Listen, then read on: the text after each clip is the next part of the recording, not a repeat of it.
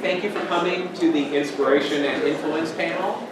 I'm Sikoryak, I'm moderating this panel, and here are our esteemed artists on the panel. This is a funny panel because there's a million ways to approach this subject. We tried to boil it down.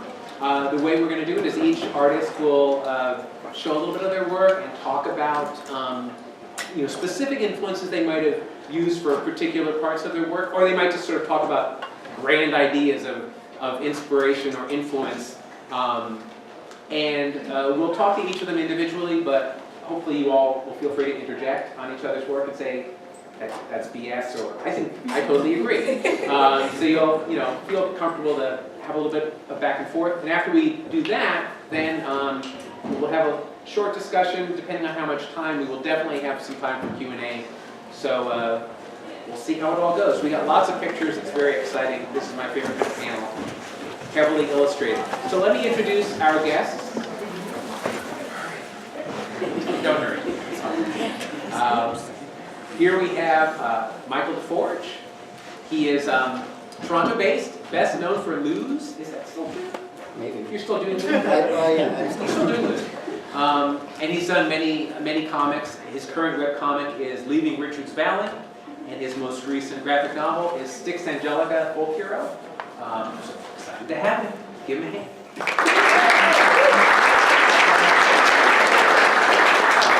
We're going to move across. Oh no, we're not going to move across. We're going to do it in the order of the slides. Our next artist, sitting second from left, is K.L. Ricks. She is a graduate of RISD, now living in Massachusetts. Her clients include the New York Times, the New Yorker, Hazlitt, BuzzFeed. Is there anything I'm forgetting that's important that's just come out that people should know about? No, I think the New York was the most recent. Yeah, so the New York, that's pretty cool. It was last week. Actually, this week. Awesome, great. Still get it. K.L. Ricks.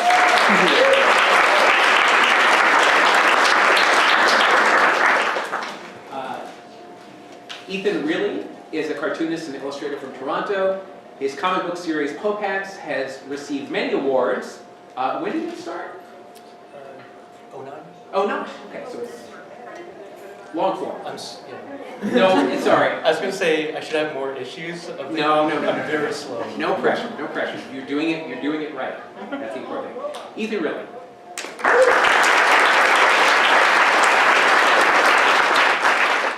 And next we have Katie Skelly, the creator of Nurse Nurse, Operation Margarine, and her new book, My Pretty Vampire from Fantagraphics. Please welcome.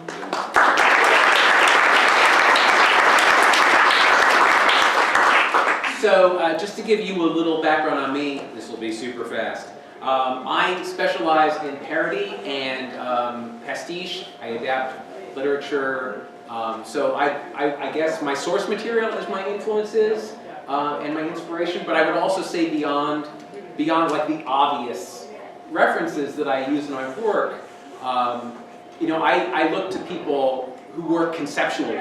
So you might not see their drawing styles reflected in my work, but people like Harvey Kurtzman, who started Mad Magazine, and who, if he didn't create parody, he sort of perfected a form of parody that I grew up loving in Mad Magazine, and that, of course, became an institution after he left. These are just a few examples of my comics, or my drawings. And I would also say people like Art Spiegelman, who had a very conceptual approach to making comics, was playing with high culture versus low culture, these issues that were always of concern to him. I ended up working with him, and they certainly became a big concern of mine. And then finally, again, these images don't relate as much as the rest of the panel will, but another influence who I think about all the time is John Cage, the avant-garde 20th century composer. His ideas about incorporating found sounds and also chance operations in the way that he would write music influenced my way of thinking, and it really influenced my last book, Terms and Conditions, which uses nearly randomly chosen comic styles to illustrate the iTunes Terms and Conditions. The most avant-garde project I've ever done, and I really feel like it comes directly out of my readings of his writings. He wrote very extensively about his philosophy and about his ways of working, and it was just very important to me. In college, I was thinking about him a lot. So, you may not see these influences, and we'll talk about that in the panel as well. There may be influences that you wouldn't guess from the visual style or the writing, but that maybe resonated with the people on the panel. And I don't know if they'll have slides for those, but we'll talk about that as well. Just how you can be inspired in all sorts of ways in making comics. So we're going to start with K.L. Ricks. Hello. Hi. So each artist gave me samples of their work, and also samples of artists or musicians or what have you who influenced their way of working, filmmakers in many cases. So I put these in the order that you gave them to me, which we didn't discuss. So if you're missing something, let me know. I can jump ahead. So anyway, KL gave me a few images. Let me just move on from here. This is an illustration of yours, right? Mm-hmm. This was an editorial illustration. Yes, it was for BuzzFeed. They read an excerpt from Britt Bennett's The Mothers a couple days before it came out, and they wanted an illustration to go along with it to go with the passage. And then this is a painting by John Singer Sargent. So I'm assuming this has something to do with your. Well, you tell me how this connects. I have an idea, but you know better than me. Well, John Singer Sargent is an artist I've been influenced, I think, sort of through my whole life. My father is, he's a painter as well. He's very he loves watercolors and charcoal and stuff like that. And John Singer Sargent, I think, is probably safe to say his favorite artist. And like through his love, I found his love. I fell in love as well. And the thing about John Singer Sargent that's great is he made so much work. I think something like 3,000 oil paintings. And he's an artist that is in New England, very easy to see in person, their work. Like there's a museum like 5 minutes from my house that has a John Singer Sargent, so I can go wherever I want. And one of the things that to me is very just enthralling is he's so good at capturing not only likeness, but likeness through body language. I think this is a really good example.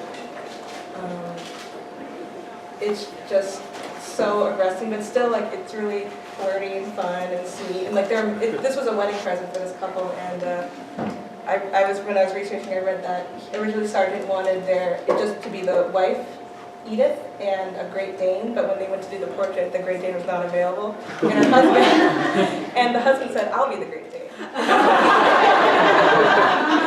And it just makes for like it's so sweet, and you just get such a great sense of the people. Mm-hmm. And I like your work. This was a commission. This isn't personal work. This is actually something.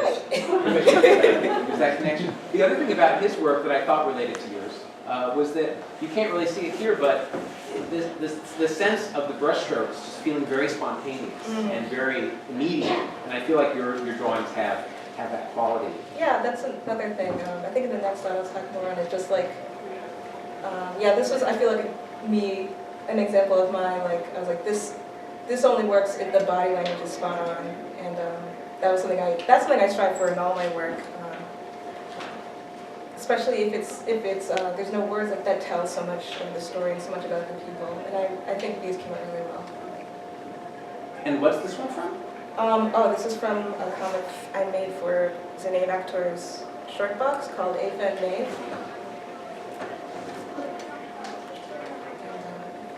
Yeah, this gets more into the spontaneity, and like more so than spontaneity is he is such an incredibly confident mark maker, and like no matter, and something about like watercolor, which is also like my father was a watercolor painter, and he tried to teach me watercolor. It didn't really stick until I had a different teacher teach me.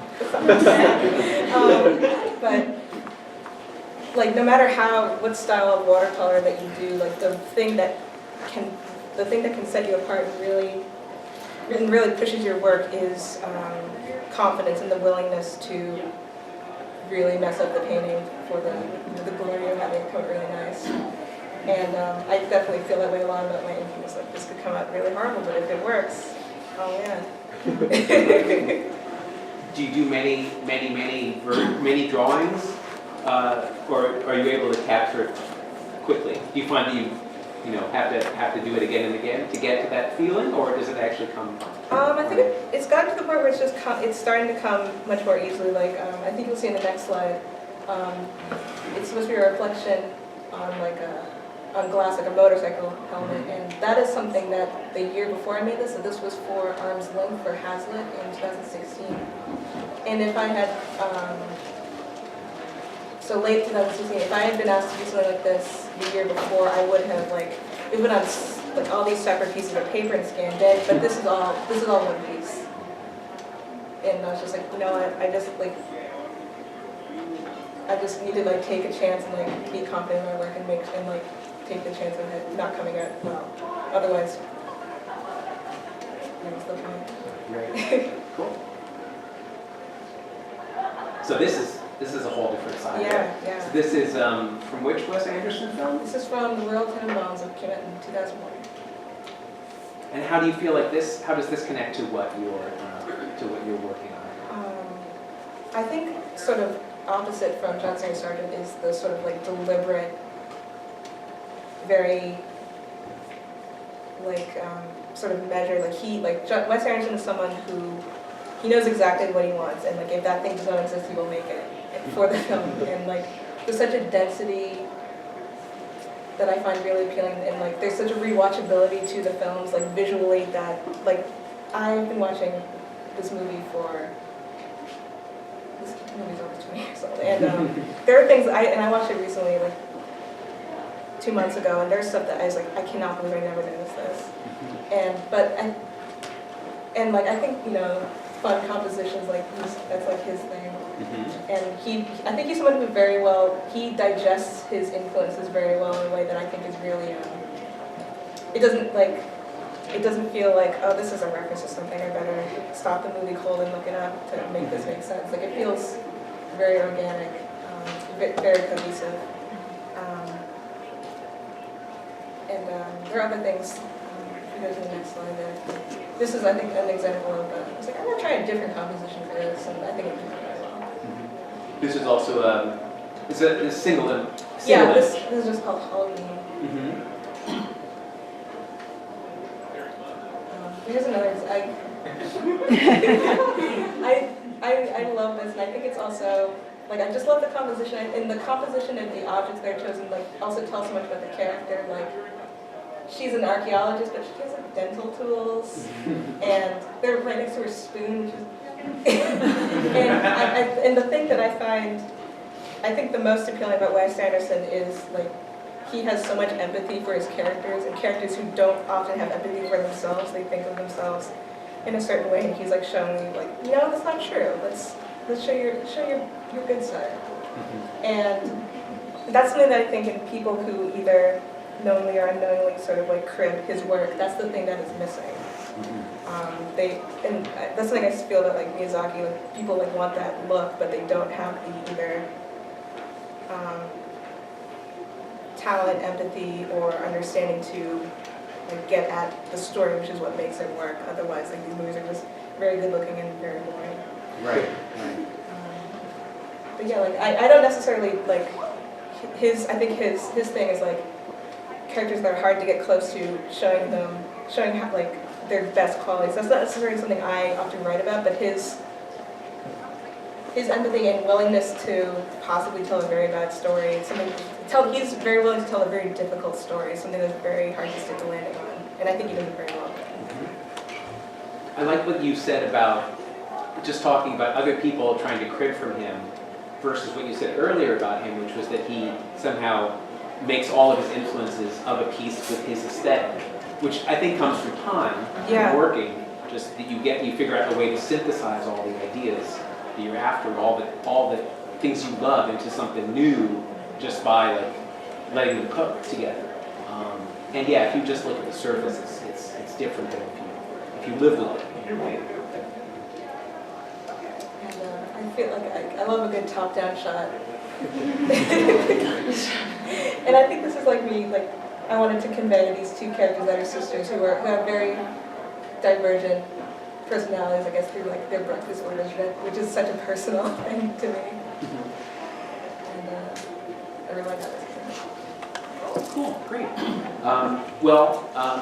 We'll come back to you, and we're going to cycle through everyone. And again, folks, if you want to go back and forth, if you think of anything, feel free to jump in. Now, Ethan, you gave me a number of pieces. Again, I put these, I don't know if you know the order they're in, but we're going to start with Chester Brown. You have a few pages from Since I Never Liked You? Yeah, I find it kind of difficult to choose two artists because I don't really think of artists by their outward style. I'm not really as self-aware as a lot of artists I know about what influences. So I just basically chose two authors that I think about their books a lot. So I'm sure that there's some sort of unconscious influence on my style. So this is from one of my favorite graphic novels. It's called I Never Liked You, and this is just a spread of it. So this is kind of indicative of a lot of the spreads in the book. It's very intuitive, and if I think back to a scene, I wouldn't be able to describe the layout to you. So a lot of this stuff kind of plays on the reader's mind unconsciously. There's some spreads, if you go forward a couple of slides, yeah, there's like a spread where there's only one panel per page. There's some parts of the books where they're just blank pages, and it gives the reader kind of space between different moments of tension in the story. So if you go back to the first one, I can just quickly describe what's going on here. So it's a memoir. It's about Chester's childhood. And so Chester, as a young, skinny kid, appears and he seems kind of weak. And his mother notices him. He motions over with his figure. She says, "What? What's the matter?" And she follows him through the kitchen and the basement. He says, "I was juggling." And you see a close-up of a broken picture. "Oh dear, do you think I was going to be mad? Come here." And then she embraces him. So a thing I really like about Chester's work in general, and also this story, is a thing that I think is a writerly concern, which is subtext. It's like nothing is emotional on the nose. He doesn't show characters as describing exactly what's going on in their head. They don't say, "Hey mom, I'm nervous to tell you this thing." It's very, he kind of builds it up, and it's hard to do that with memoir because you kind of have an idea of like what happened, and you're almost arguing to the reader, this is exactly how it happens. So Chester has this very kind of alien sense of what the reader is taking in as time goes through in the comic, and he's able to withhold the information of the the emotions of himself, which is anxiety and nervousness to admit to his mom that he made a mistake, and fear that she would admonish him. So this is just like very high level, intense stuff, but it flows unconsciously as a reader. It's very, very flowing. And that's another thing that I care about a lot, which is pacing in the story. I'm a lot more conservative about the way I lay out my page. It's just like kind of a pretty predictable grid. But I do pay attention to kind of how much time you spend on a panel.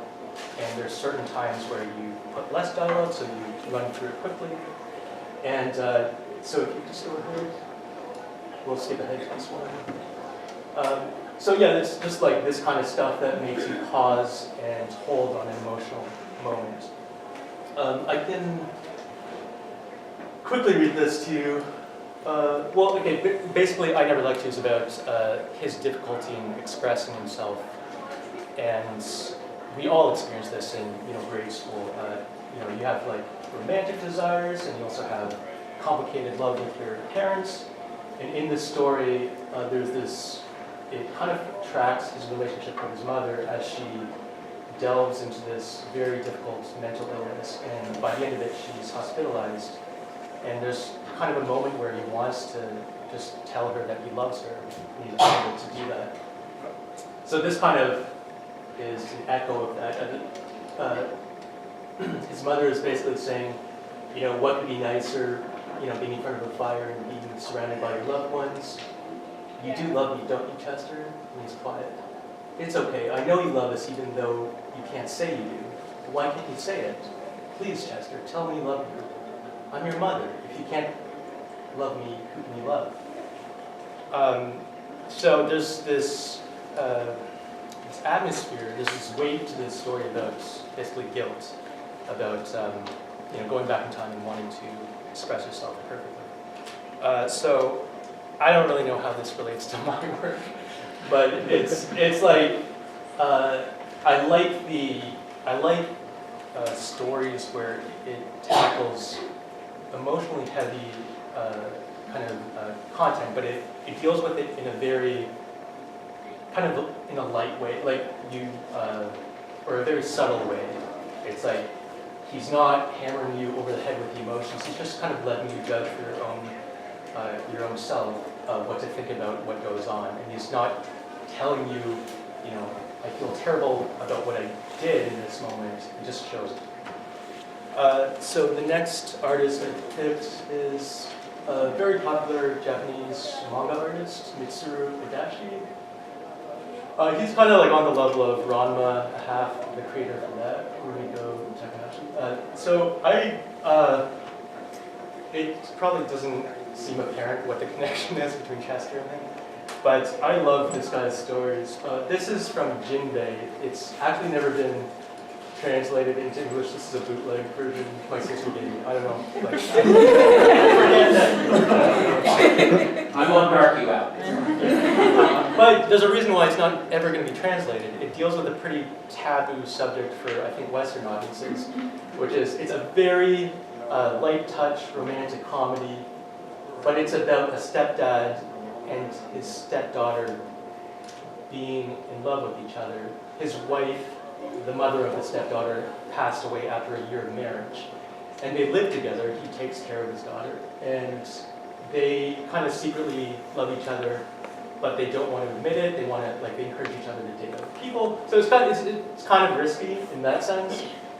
So Mitsuru Adachi, this is a good example of just like pure legibility in terms of characters and what's going on. I just love how accessible his work is, and I always try to get a sense of kind of luring the reader in with very clear, simple images.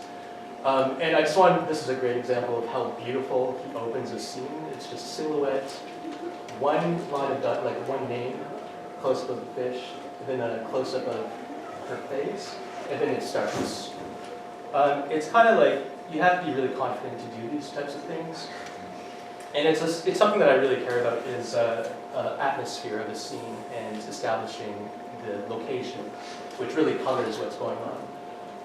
Another thing I really care about is gesture, like how people talk with their hands and their facial expressions. And you can tell that Mitsuru Adachi has a sense of how powerful it is to show just where someone's eyes are looking.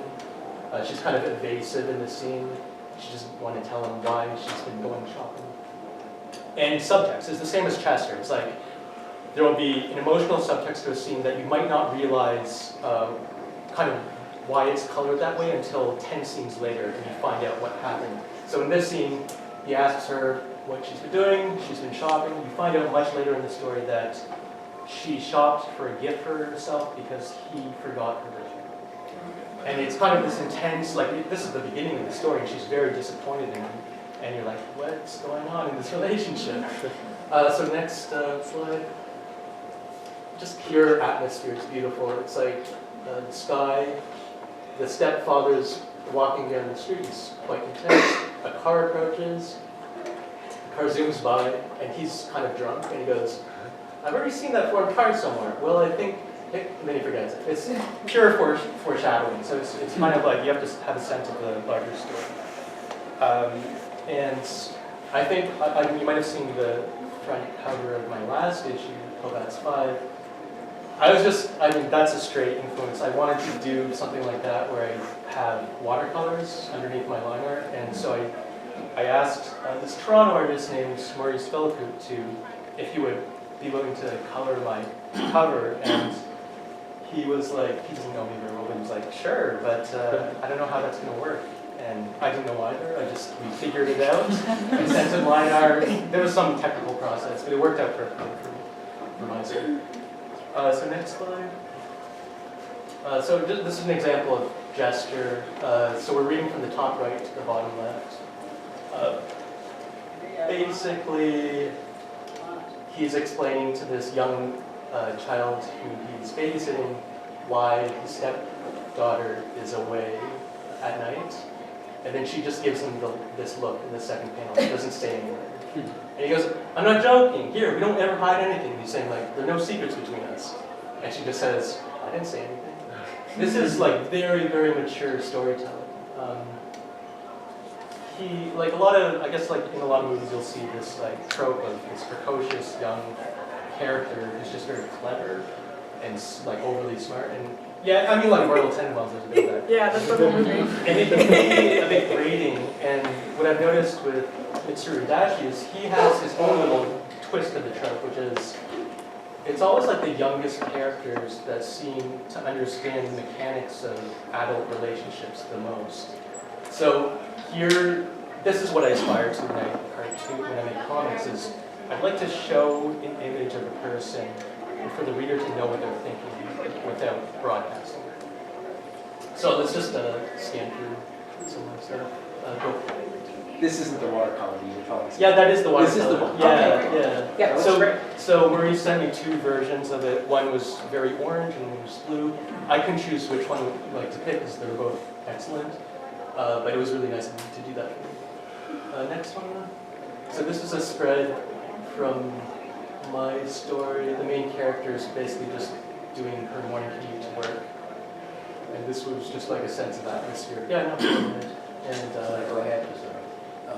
the next one, I just wanted to get the sense of a big pharmacy, like a big box superstore pharmacy that's always open at night, and for you to move from outside to this very bright space where there's no shortage of options for whatever the hell you want. So she's shopping for sleeping aids.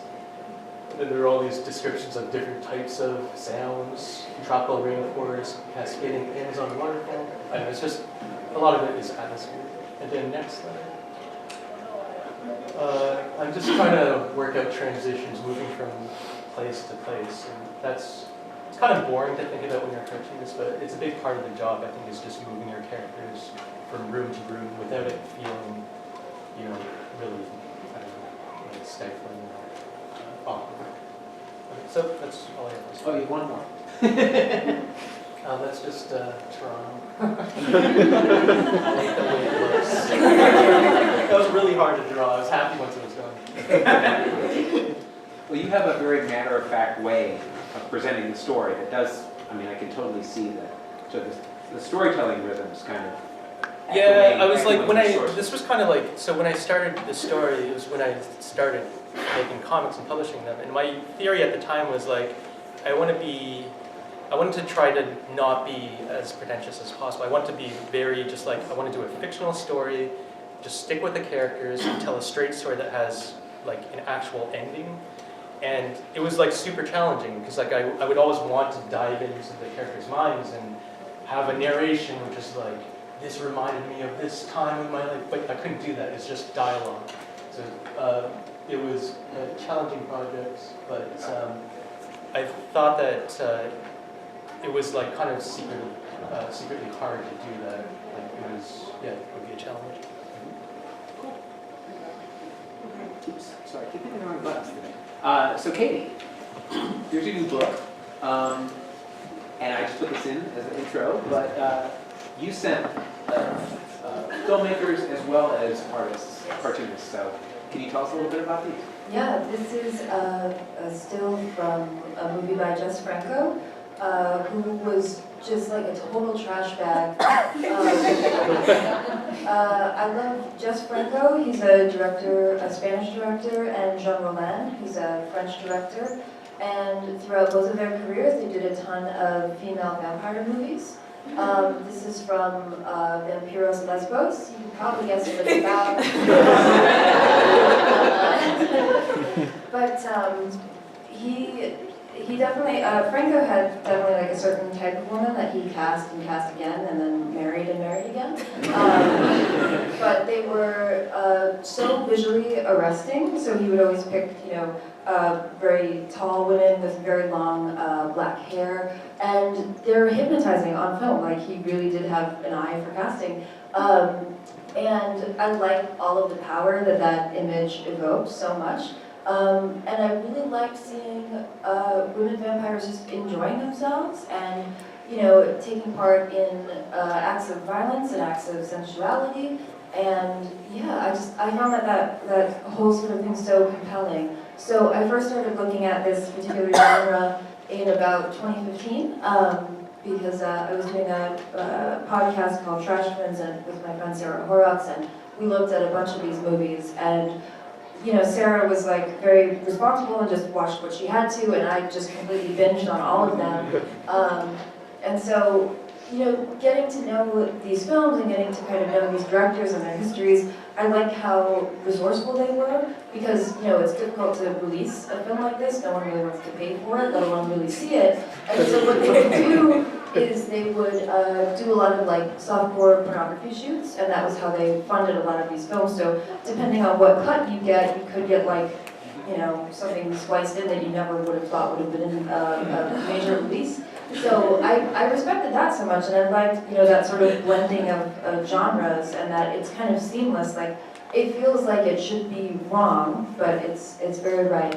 And of the two directors, Jess Franco is definitely more like aggressive, so you'll get more images like this one, which I think is just great. And here's another one from him. Yes, this is also from Vampiros Lesbos. So this is the protagonist, just about to drink blood from a goblet, which is like so quintessentially vampiric imagery, and so I did that a lot throughout my book. I really, really loved that. And she looks like she's so, into that. And now, just to keep with the directors, here's Roland. Yes. So this is Jean Roland, so he's French. And, Franco, I think, was more of a utilitarian. Like, he was doing these to make his money, to make different kinds of horror films and all kinds of B-movie stuff. Jean Roland, this was his, true calling in life, was to only make female vampire movies. And so he started in the late 60s. This is one of his earliest ones. This is from Requiem for a Vampire. And they're these Technicolor kind of nightmares, and they're so goofy. There's no way that they could ever be frightening. But if you stick it out, if you watch a Jean Roland movie, first of all, God bless you. Second of all, if you stick it out and you watch the whole thing, there are these moments of eeriness that you're just like, what is happening here? I feel like we transgress any kind of realm of things making sense. So in Requiem for a Vampire, it starts out with them, these two girls, they never get names, they're wearing clown makeup and wearing clown costumes, and they're shooting out the back of a car, just at, nothing really, just very strange. And I'm like, this is crazy, this director is working at the same time as Jean-Luc Godard. But because he's on this side of the good taste fence, and Roland is on the other, but there's not that much of a separation when you really think about it. Oh, come on. I think Godard just has a lot of subtext that you can read into it, but because Roland is doing things with sensuality and goofiness and playfulness, he's on this side of taste. So I like that a lot. But there's a scene in this movie where the girls are in the forest and they come across a bat. And it's a fruit bat. It's very obviously not a bat that's supposed to be in the woods in France. And they just keep coming back and forth between the girls looking at the bat and the bat looking at them. And it happens so many times that it does get spooky, it does get strange. And you're just like, where did I lose the thread of this movie? I would describe his storytelling as aggressively pointless. That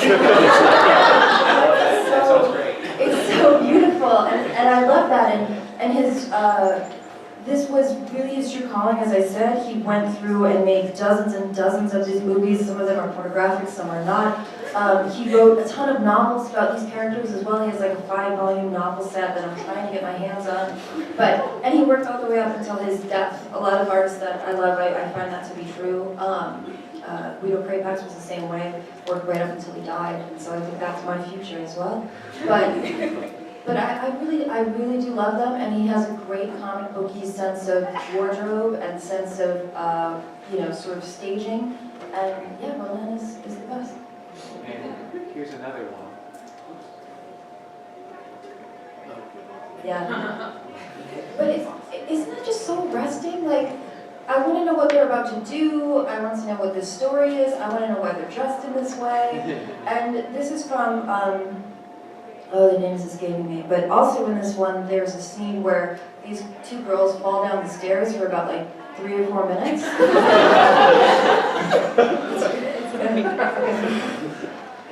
I love how excited you are just talking. Telling us what the scenes are. Yeah, it's so good. And then on the other side, Yeah. this is from Pravda? Yeah, this is from Pravda by Guy Pillard, who was a Belgian bande dessinée guy, cartoonist. And he's someone who was really involved in the pop art movement and sort of took that skill set and put it into making comics.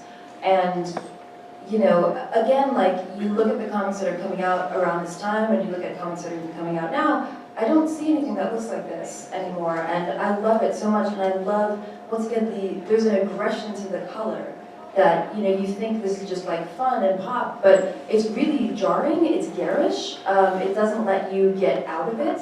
There is, not a lot of negative space, and so the white plays off those colors very, very well. He's someone who, once again, is not afraid of sex. He's not afraid to design a costume that is not practical, and I love that. I like that as well. And yeah, I think that he's so great. But yeah, he did a lot of other projects outside comics. I think the thing he's like best known for is he did the album cover to David Bowie's Diamond Dogs, which, when you think about it, it's like, that is such a strange image. So like, just imagine that mind has moved on to like making comics now. Yeah, I think it's, I don't know, I just think it's gorgeous. And sometimes it's not even like particularly attractive either, like he's not afraid of that. And these colors just like, they hurt each other, like they don't, But yeah, I can't not look at it. Yeah, his colors are always amazing to me. I wonder if, I'm assuming there were no constraints. I mean, these are probably painted, right? So he could have used a broader range, but he stuck to these very, like, aggressively, as you say, pop colors. Mm-hmm. And he was someone who, like Jean-Claude Forest, who did Barbarella, worked very big as well, which you might not, think would be true. I did a CXC a few weeks ago, and Gary Groth from Fantagraphics and JC Menu were in front of me talking about like trying to translate pill art, and it was just like, it was so fascinating. I was like, thank you, I so love this happening right here. But yeah, the size is always an issue, like reproducing the colors is an issue, the rights is an issue. So he's always tied up in all kinds of drama. But this is from Adventures of Jodelle, and Which is in print, which is in English. Yep. It's a beautiful volume from Fantagraphics. And this was the first comic I ever reviewed for the Comics Journal like 3 years ago, and now they haven't been able to get rid of me, which is great. But the thing that I want to point out with Pillard's comics is that, he has a super nervous line. There's a lot of anxiety in that line that you might not expect to see in pop art. You'd expect it to be more mechanical. But there's this very human element to it. And so, he's working with brush, and I was like, I don't want to learn how to work with brush. How do I sort of learn to replicate that? And so now I have this very like complicated technique with my line that I put into my pretty vampire to try to replicate that. And here's some pages from that, if there's something specific you want to bring up. Yeah, well, just like I guess the biggest example would just be like in her hand at the bottom. So now it's like I go and I do my line, and then I kind of go over it, and I try to just like not have a lot of tension in my hand, just to get that going. But yeah. So yes, that same sort of aggressively pointless storytelling, and just really looking for borrowing from Heller these aggressive palettes, and then borrowing from Roland and Franco, female vampire imagery and imagery that is it can be a little bit grody, but it's also kind of sweet in its own way.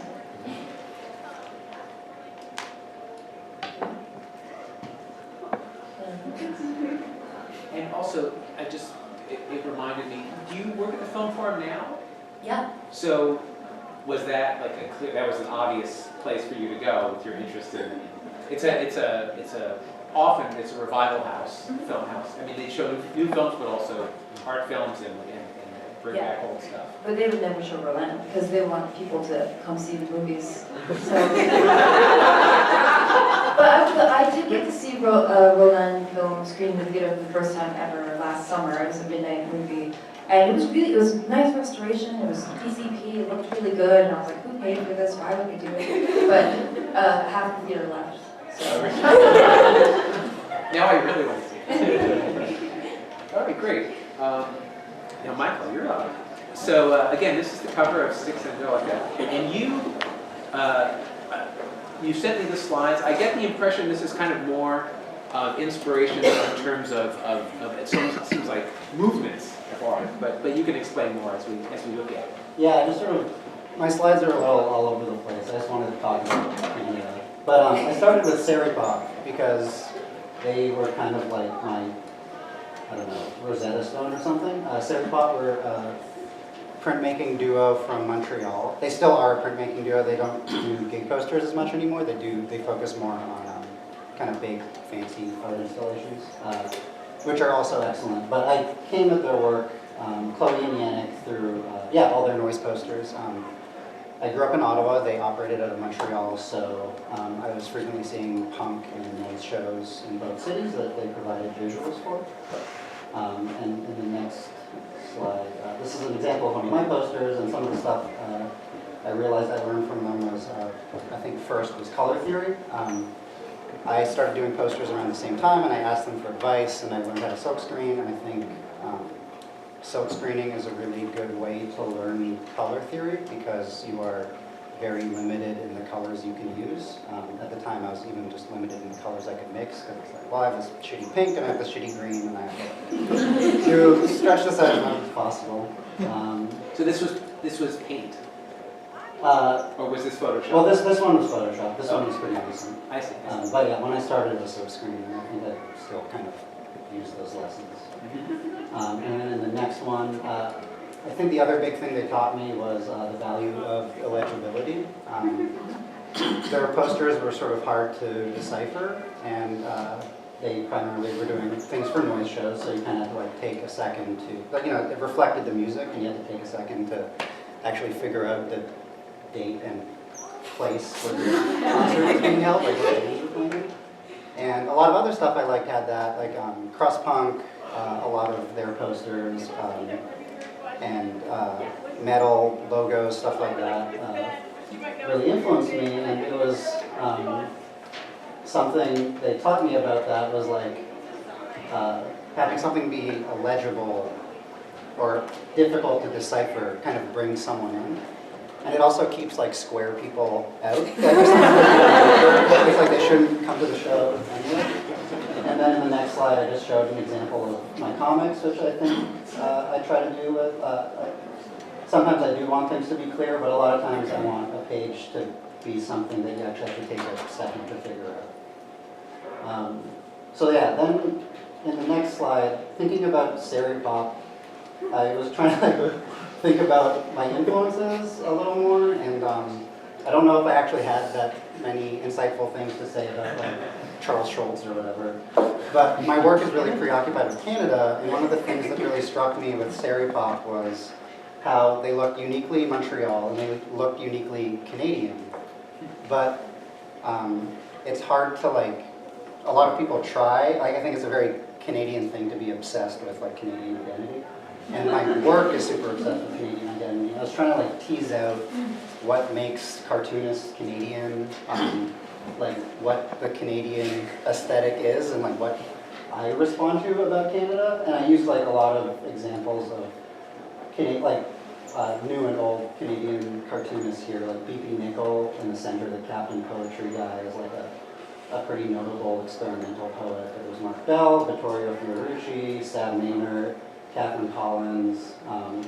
And I was trying to figure it out, and there's stuff about, like, overlapping stuff about humor and nature, but I ultimately am trying to boil it down to this, like, grand unified poser theory, and it's that there are three main schools of Canadian design influence. One is weird British, the other is, yeah, and the other is 70s swimming pool, and the other is nouveau crud. And I think Can I show these, or are you going to talk about them separately? I'll talk about them separately, like Okay. one at a time. Okay. Yeah, and there's like huge holes in this, like probably province-sized holes, but this is where I'm at with this so far. So this is wonky British, which takes up like a huge part of my book collection. It's the way Canadians use European symbols and ornamentation. It's like usually British, but like French Canada, I think, employs the fleur-de-lis in like a similar way. And yeah, it's like the use of shields and crowns and that sort of like official looking text. So I have some designs by Seth and Chester in the center. And here I just have a recent thing I picked up. It's like a souvenir pamphlet that the town of Kitchener put out. And then on the right, I have things from the Coles Canadiana collection. Oh yeah. The Coles Canadiana collection, which was a 70s reprint series where the Coles bookstore just like purchased as many old, really boring texts, like a lot of like musings of the river of like 1847, you know, just encounters with early Canada that are super boring to read through, but they all have these really interesting, beautiful 70s book covers that I like picking up. This is the most, some of like, all this imagery is very loaded. Canada is a settler colonial nation, so all this sort of ornamentation has like a pretty direct link to some of the worst parts of our country's past. One of the things that's striking about the way Canada employs the sort of European symbols is that sometimes intentionally and frequently unintentionally, we do such a shitty job of it. And that's why I included this Kitchener Centennial, is that it's, like, it's very charming, but it's trying to look very polished. And I really like the fact that when we employ this sort of imagery, we usually do it and it looks like a bad knockoff. And I like that kind of crudiness to it. So it ends up like deflating or subverting the initial thing sometimes. And Seth is like obviously like the best example of someone who has that exact mix of something looking very stately, but something also looking kind of folksy and silly. And then in the next slide, I just have an example. Oh, wait, maybe I skipped one. All right, so this is 70s. Sorry. Oh no, yeah, this was my particular tribute to that. This I used specifically the Canadian naturalist, Coles Canadiana book cover, and I wanted to pay tribute to it. And I put it up on the internet if you wanted to see if anybody could identify the book cover that I was ripping it off from. And I was going to send them like huge scroll drawings if anyone could name it, but no one could. Sorry? No, it's the Canadian Naturalist, which is, I could talk for like half an hour about the Canadian Naturalist. It's like that book has like a weird history by Philip Henry Goss. So then the 70s swimming pool is the other one. This I think is like the most beloved of Canadian design, whatever, soups. Because like a lot of our logos come from this era. And this just, I think what makes this sort of our particular psychedelia and futurism interesting and a little different from other countries' psychedelia is it's really interested in these like vast color fields, and I think it has a lot to do with Canada's relationship with space and particularly nature and landscape. It's like just all these like sort of big immersive swimming pool looking things. So included here is like I have some boring just Canadian pamphlets that are a lot more interesting than they should be. Over here, this is a newsletter put out by Rochdale College, which was an experimental free university that operated in Toronto in the 70s.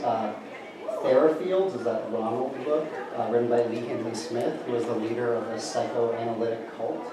And New Blue Review was a newsletter that came from that same cult. And then I also included Patrick Kyle, who I think the way he uses space and like the way his characters occupy space in his comics are kind of 70s swimming pool like. And this is also responsible for like really shitty, like Douglas Copeland stuff that I don't like too. But I think this is like the most beloved of Canadian influences. And then after this I have. After this again. Oh yeah. So this is like the cruddy Canada, and this is all just stuff, like most of my house is this, like these sorts of books. This is just things I picked up this month, and like I just love them so much. These are just like some of the most beautiful things to me. And what I like that I think it reflects like a very gentle sort of weirdness. So this is like, to me, like the premier examples of like Canadian crud. But then in the following slide, I have like the more formal Canadian crud. So this is like the new Canadian library series, which I guess is like analogous to like when you see all the Penguin classics and stuff. And although when you think of like famous series of book covers or like movie posters, this usually look a little nicer than like these are in all of our bookstores, and I love how they're abstract, but kind of shitty. It's like almost audacious in some ways, but then also super dull. Like it's just, they look like a bunch of, yeah, they look kind of governmental, but then next to the text, the very plain, boring text are just like, they look like coffee rings were just ran through a Xerox machine. And I love it. And thinking about it makes me think about like dirt a lot. And I think the big Canadian cities have like a unique relationship with dirt. And there are dirty cities everywhere. And I was thinking like, what's Canadian? Like, why are Montreal and Toronto specifically, like, what makes them uniquely dirty? Or why is their dirt more unique or different than New York's dirt, or whatever. So now I was about to get jealous, like, wait, we have great dirt. I think the big thing is it's debris. So in the next slide I have some of my comics, but like debris in Toronto especially. Toronto's like bricks everywhere, and like we have so much pieces of wood. We have a place called the Leslie Spit, which is a giant park that's basically an island made of all of our debris. And when you go to any store in Toronto, there's like a classic Toronto storefront where it'll be like a brick building, and you look in the store window and there's like cakes of dust like everywhere. There'll be like 50 house plants all growing on top of each other, like a stack of phone books, and then like a collection of novelty 70s pornographic candles. And then you'll look at the sign and it'll be like your orthodontist or something.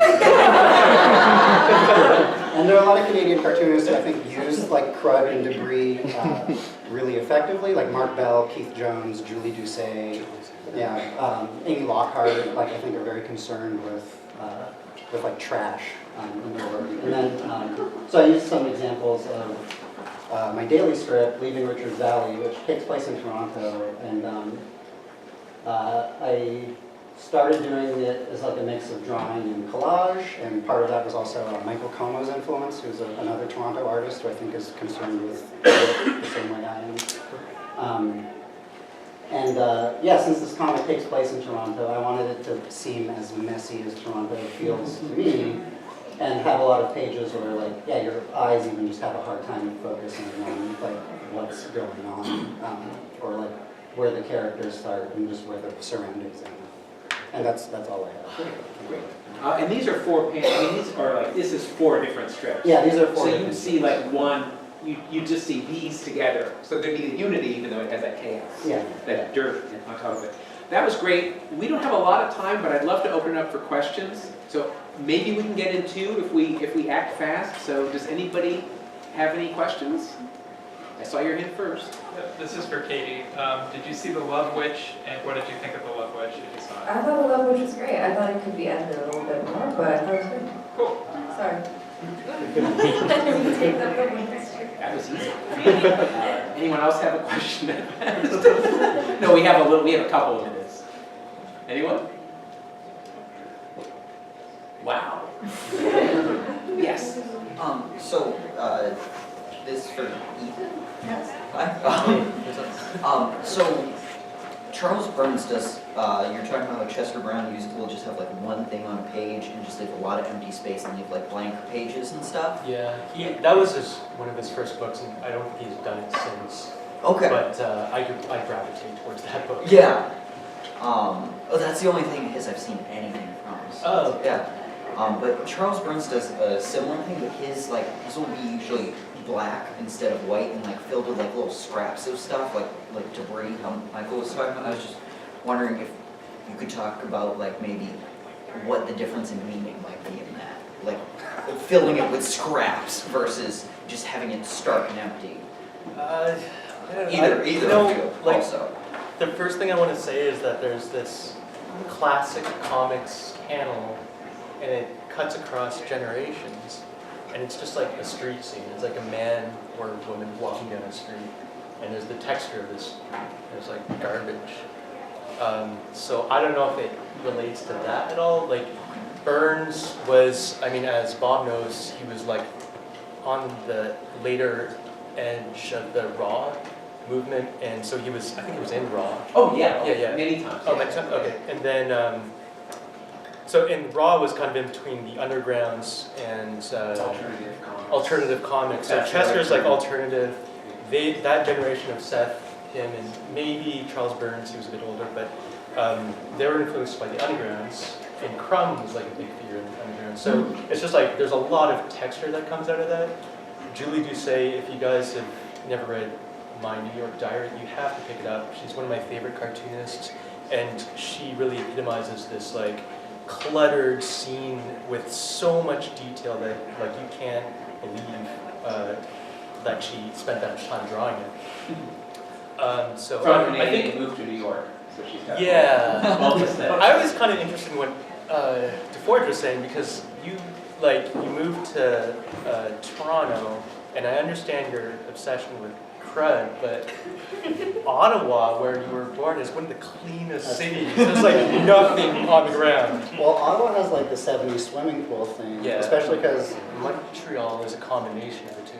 yeah, well, there's that thing too with like, Ottawa's like a government town too, it's like the Yeah. capital. Yeah. And there's a thing where buildings that came out of that time also have that thing, like museums, like the Museum of Civilization and all these things. So a lot of the time in Canada, if you're in a bigger city, you'll be like picking up your driver's license or whatever, but the room you'll be waiting in for some reason looks like a felt spaceship or whatever.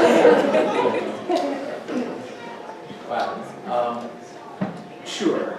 This is for Michael, so I actually want to thank you for the phrase "wonky British," because I used to work at a thrift store with St. Cody's Valley Village on Canada, Seekers here, and but we got this donation of a bunch of old, like the equivalent to like Ladies' Home Journal Canadian magazines from like 1916, 1914, and so many of those illustrations are kind of.